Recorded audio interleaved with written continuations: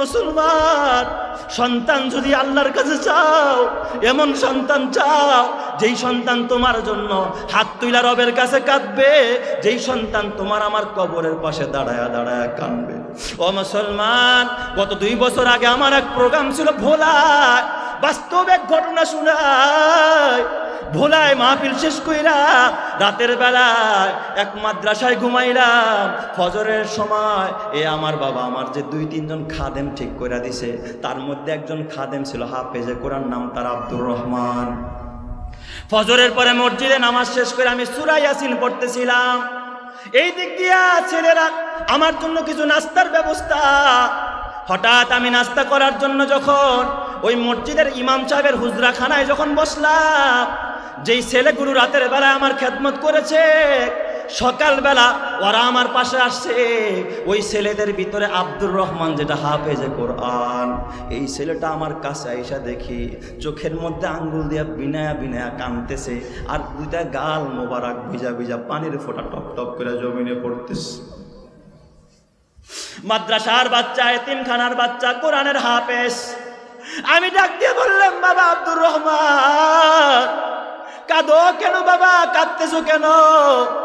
তোমার কান্নার কারণ বুঝতে পারলাম না আব্দুর রহমান। ওস্তাদ মেরেছে না কোনো কষ্ট পেয়েছো, কোনো আঘাত পেয়েছো, নাকি ব্যথা পেয়েছো?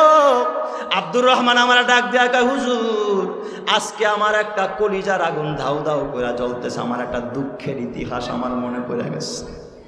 আমি বললাম, বাবা তোমার কি দুঃখের ইতিহাস আমার শোনাও। আব্দুর রহমান আমার ডাক দেয়া কয়, ওস্তাদ আমার আজ থেকে প্রায় 8 বছর আগে আমার বাবা নদীতে মাছ ধরতো।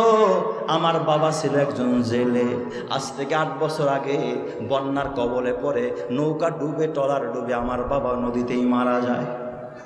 হুজুর আমার বয়স তখন, আমার জন্ম হয়েছে মাত্র তখন 2 বছর।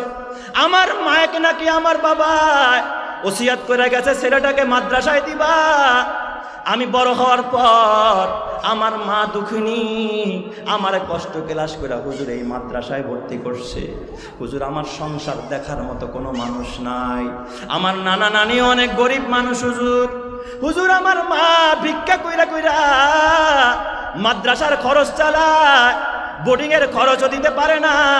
মাঝে মধ্যে মানুষের বাসায় কাজ করলে একটু খাবার দিলে আমার মা ওই খাবারটা বাটিতে করাই না মাদ্রাসায় আমারে খাওয়ায়া, তারপরে আমার মা বাসায় যায়, আমার মা না খায়া থাকে। হুজুর আমার মায়ের কষ্ট আমি নিজের চোখে দেখেছি।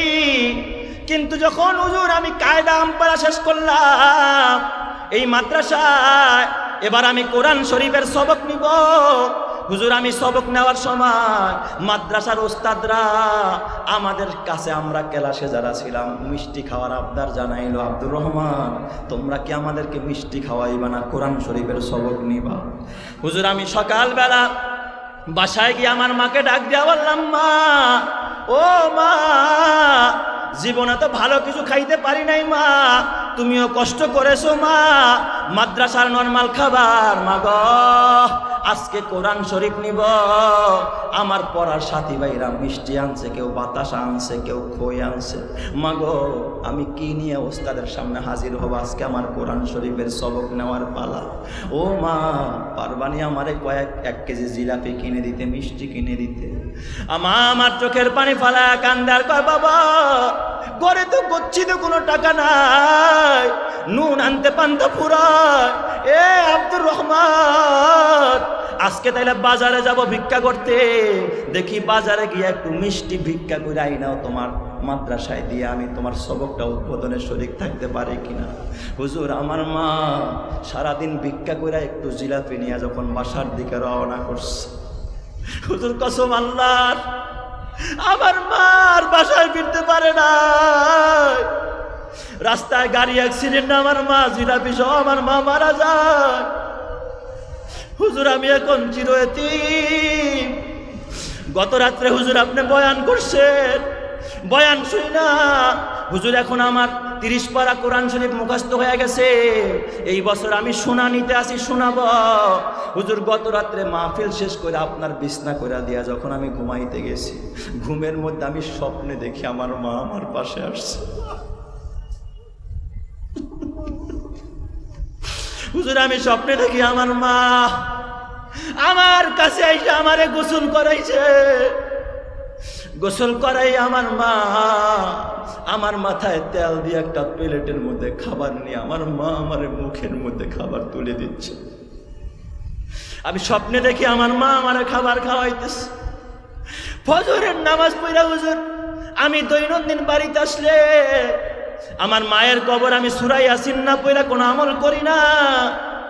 আজকে আমার ওই দুঃখের কথা মনে পড়ে গেছে। আমার এই মসজিদের পাশেই মায়ের কবর, আমার নানা বাড়ির ঘাটায়। হুজুর আমার মায়ের কবরের সামনে গিয়া যখন আমি সূরা ইয়াসিন পড়তেছিলাম, হুজুর দেখি আমি সূরা ইয়াসিন পড়তে পারি না। রাত্রে স্বপ্নের কথা আমার মনে হয়ে গেছে। মাকে মা বলে ডাকলাম, আমার মা তো সাড়া দিল না। হুজুর আমার দুঃখ বোঝার মতো কেউ নাই। আমি বললাম, বাবা ও আব্দুর রহমান, তোমার মা কোন কবরে ঘুমায়, আমার একটু কষ্ট করে নিয়ে চলো তোমার মায়ের কবরের পাশে। আব্দুর রহমানের সাথে আমি গেলাম, সাথে আরো কয়েকজন ছাত্র, মাদ্রাসার একজন ওস্তাদ সহ। আব্দুর রহমান হাফেজে কোরআনের মায়ের কবরের পাশে গিয়া দাঁড়াইলাম। ওর মায়ের কবরের পাশে দাঁড়াইতে তাকায় দেখলাম পারিবারিক কবরস্থান, আশেপাশে আরো কয়েকটা কবর, কিন্তু ওই দিকে তাকাইলাম, কিন্তু আব্দুর রহমানের মায়ের কবরের দিকে তাকাইতে কেন যেন আমার কলিজাটা হঠাৎ করে চমকে উঠছে। তাকায় দেখি তার মায়ের কবরের উপরে বড় বড় গোলাপ ফুল ফুইটা রয়েছে, আর এত সুন্দর ঘেরান ছুটছে, মনে হয় যেন জান্নাতের ঘেরান তার কবর থেকে বের হইতেছে। চিৎকার মেরে কন্যা আল্লাহু আকবার। আমি কবরস্থানের পাশে গিয়া দাঁড়াইলাম, হাফেজে কোরআনের মায়ের কবর। আমাকে বলে, হুজুর আপনি একটু দোয়া করেন। আমি বললাম, না বাবা না, আমার দোয়ার থেকে তোমার দোয়া বেশি কবুল হবে।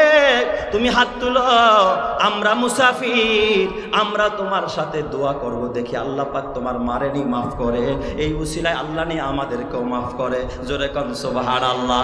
এ বাবা